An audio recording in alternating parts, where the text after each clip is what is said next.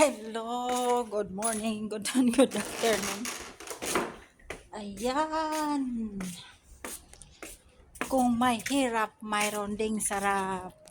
Thank you so much sa aking paglalakad. Good news. Salamat kay sa inyong lahat.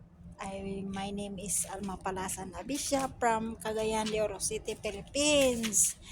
Nandito tayo upang magsilbi ng aking mga gun upline. Good news, thank you Lord. Alhamdulillah for everything. Wala nang utang si Alma Mater. In the future, magagamit ko magagamit rin natin ito. Maraming salamat. Ayan. Pure service lang po. Thank you so much for everything.